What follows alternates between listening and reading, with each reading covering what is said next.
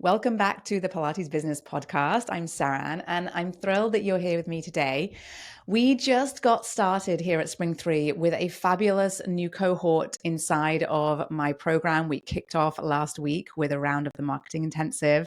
This is the beginning of my Thrive program now, and I am encouraging everybody to do this program first because the Marketing Intensive is where we make sure that you are not missing any revenue opportunities in your business. So gaps that might be perhaps costing you money right now.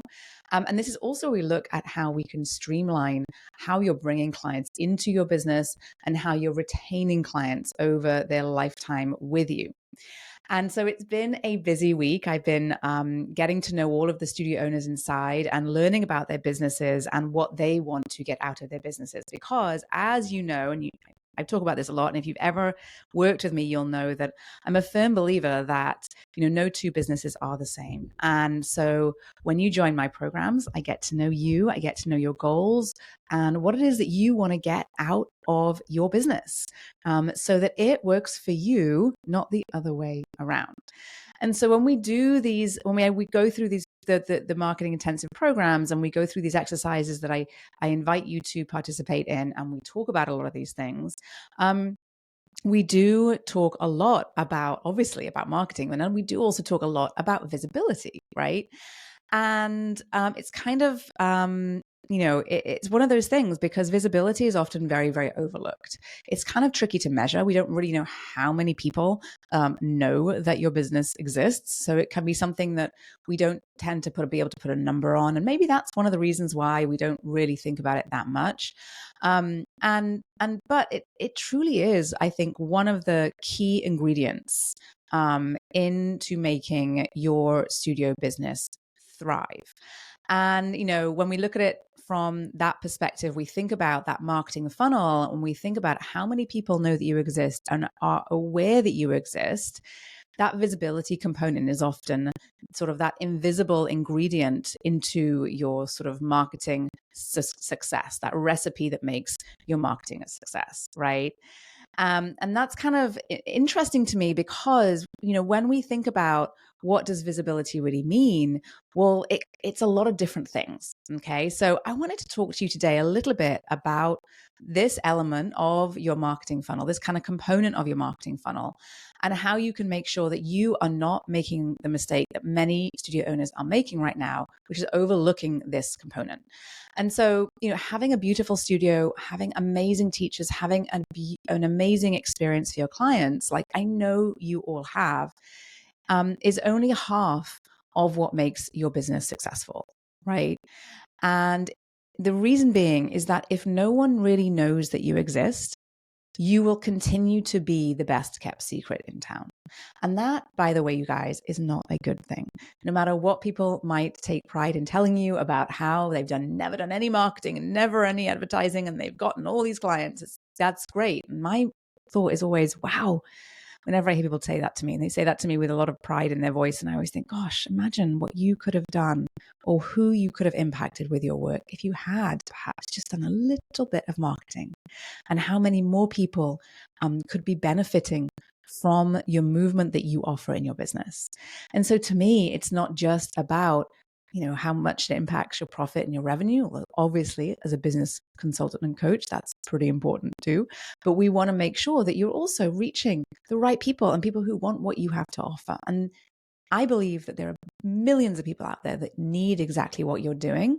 And so the gap between them finding you and where they're at right now, it has to do with, taking them on that journey and pulling them into your business. And the first step is that they just have to be aware that you exist, right?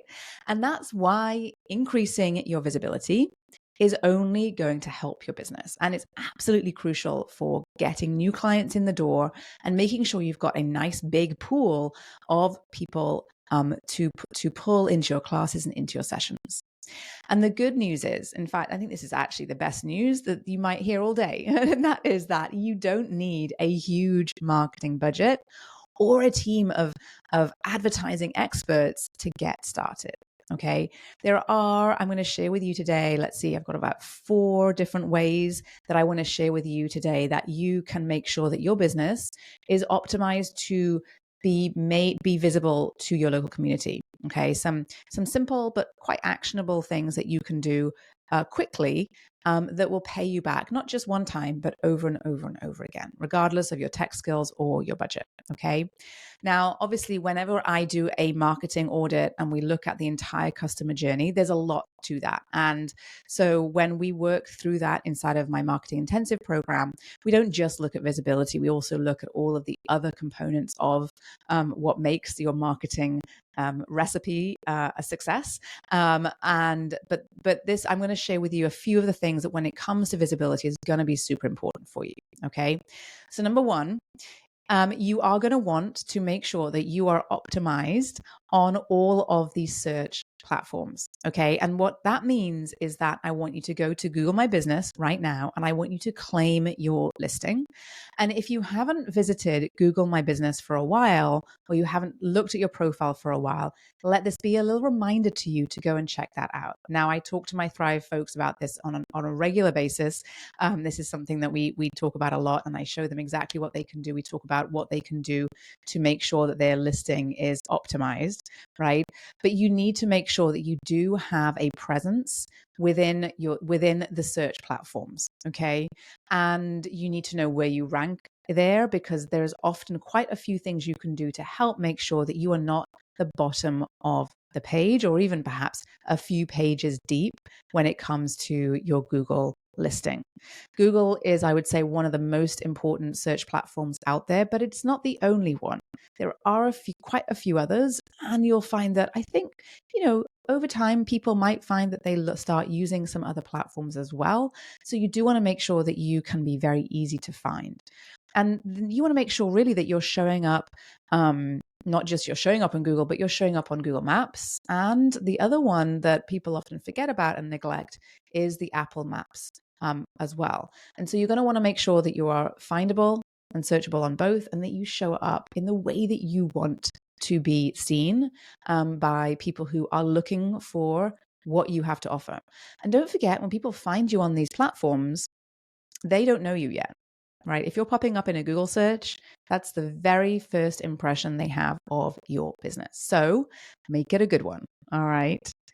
Now, you also want to make sure when it comes to your online presence specifically, that you are also active on social media. Okay, now I don't believe this is the only way for you to get clients. In fact, I don't think it is actually the best way always to get clients, but it is important that you have a presence. And so if it's been a few weeks since you posted something to your feed, then let this be a little reminder for you to go and post something. All right. Now, I do not think that there is anything that you need to make everything you do online perfect. In fact, I think a lot of the reasons why you might get new clients is because you're sharing what's real and what's really happening in your studio. But you do want to make sure that you are posting regularly to that feed, and that's quite different to your stories. And the reason why I'm letting you know that you want to be posting to your feed is because if you haven't posted a post there for a while, if someone finds you online and they go to your profile, you may not have posted a story within the last 24 hours. And so they're going to start looking at your feed. And if they see that you haven't posted anything to your feed for a few weeks or a few months, or some cases I find a few years, you're going to be giving that impression that you are closed. And I don't want that for you, because if your business is open for business, then one way you can make sure everybody knows that is if you are posting regularly to your feed. Now, regularly, how often does that really mean? Well, that's a question that I like to talk through with my clients, because it's a balance between what you're looking to achieve with your social media marketing. Okay. So you want to just make sure that you've got a presence there, that you are consistent about posting there. And if you haven't been for a while, this is a little reminder that maybe now is a good time. All right. Okay, so we've talked a bit about the online presence. Now, you also want to make sure that what you're saying in your in all of these profiles, what you're sharing in your content, is going to be content that resonates with your ideal clients. This is also the way that you introduce your business and the words that you're using to describe what you do. And again, inside of the Marketing Intensive, we dive into this in so much depth that you walk away with not just one way of introducing your business or one tagline. I give you a toolkit that you can pull from, because there are many, many, many places along that customer journey that you're going to want to share and affirm the value that you add to your clients.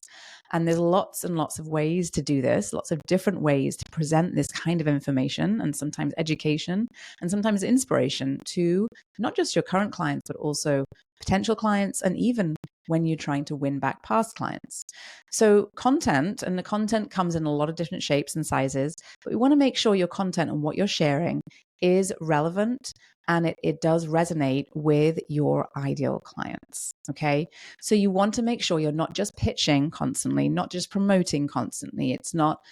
It kind of tends to often fall eventually on kind of flat ears. We want to make sure that you are engaging with your content. You're providing information and inspiration and education that is going to be of interest with your clients, some potential clients, and make them sit up and take notice. And that means that you need to develop this as sort of a skill. And I think that the number one skill that was really overlooked when it comes to building and growing a business is communication. And you might think, but hey, Seran, I'm talking all day long to my clients. I think I'm pretty good at that. And I agree with you. When it comes to teaching, I have no doubt that you are phenomenal at communicating what it is that you need your clients to do in their classes or their sessions. But where I find the big gap really exists, and when it comes to talking about your business and what the impact is of your work, and being able to do that in a way that engages that person you're talking to, or the person that is reading your website or scrolling through your feed on social media. And there is an art to that, and that truly is a skill. And again, I'm showing folks how to do that right now inside the Marketing Intensive. And this is one of my favorite things to do, because there are so many sort of light bulb moments of, oh my gosh, why didn't I think of saying that before? And I can't believe that I haven't been sharing this information already. And it's just so incredible to watch the change that happens for so many of the studio owners inside. And so it is really powerful when you lean into learning this skill, and when you finally find that voice and those words. It's so incredibly powerful. So we want to make sure that what you're saying is important, and you want to make sure you've claimed your online presence. The third element of making sure that you are visible in your local community is, and this is going to sound super obvious, but it is that you have to be active in your local community, right? You have to get out of the four walls of your studio, and you have to start to network and be present in a lot of the events that exist in your local community. You might want to think about and consider collaborating with other local businesses so you can cross-promote to each other's audiences. But you want to make sure that if you do that, that you are doing it in a way that actually targets the right kind of people, so that your ideal clients. Okay. So think about where there is a crossover. And, there are scenarios I've seen where you can go to another fitness facility and partner with them.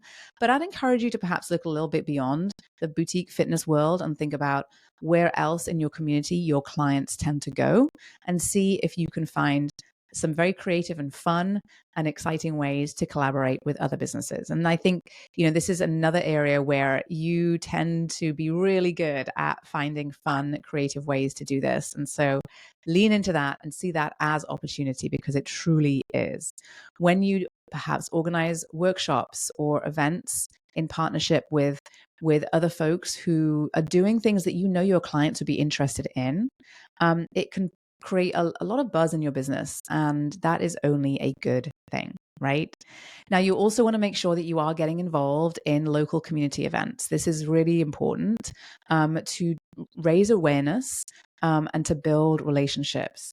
And again, as you know, with marketing, it is not just a one-time thing. You can't just check that box once a year. It's something that you need to be doing on a consistent basis. And that the reason being is I want to see you stay top of mind with your clients. So you want to make sure that you're doing this on a regular and consistent basis. Okay. And you want to make sure that you are encouraging people to leave reviews for you in all the places, whether that's Google, Yelp, social media. You want to make sure you are getting glowing testimonials from your clients, and you are sharing them in the best possible places. Okay. That social proof component is really powerful, and can really help to elevate your status within your community in terms of being the go-to place. So if you've got a client who sees their friend in your social media feed share a testimonial, then they're going to be more inclined to come to you because they've seen someone they know who they trust already who is already your client. Okay. So there's just a few ways that you can help to boost your visibility locally in your local community. And, we tend to lean and look at social media and online platforms quite heavily. But it really is a mix of both being active and present online, as well as being active and present in person in your local community. I always say the fastest way to get more clients is to find ways to meet more people locally and have that verbiage and that stories and the invitation really available to you at the tip of your tongue to be able to create that rapport with the people that you're meeting and being able to share with them a little bit about why your studio might be a great spot for them to come and check out. So there you have it. You want to make sure you're claiming your online presence. You want to make sure that you are sharing key information about what it is that you do on a regular basis, online and offline. And then look for ways to leverage local partnerships and create a network of folks in your community who you can lean on to refer people to you, host events with, and cross promote alongside. All right. So there you have it. Some of these quite simple, right, but very, very powerful strategies can really transform your studio from being that hidden gem to being that local go-to studio that everyone goes to. And that combination of having a solid online presence and a strong local connections really is key to attracting new clients in the door and retaining them over a long period of time. And it's those two parts together, those two things together is what builds a thriving studio business. Okay. And I want to make sure that you are not invisible. I want to make sure that people know who you are and know what you do and see you in the best possible light. So if you're looking for a little bit more of an in-depth guidance and support on growing your studio, then check out Thrive. It's where all the cool kids hang out. And we talk about this stuff in a lot of detail every single week with some very specific examples that might be relevant to your business. And we make sure that they're relevant to your business because, as you know, this is not something that is a one size fits all, check the box once situation. Marketing is unique to your business and what you have to offer. And it's a game of consistency, which is a whole lot easier when you've got someone else to look to for inspiration, ideas, and support. So I hope this was helpful to you as you build your boutique fitness studio business. If you enjoyed this episode today, please go to wherever you're listening to this and write a quick review. I'd be so appreciative. It would mean a ton to me and would also help to get this podcast out there in front of or to the ears of a few more studio owners just like you so that they too can feel encouraged and supported on their journey in our industry.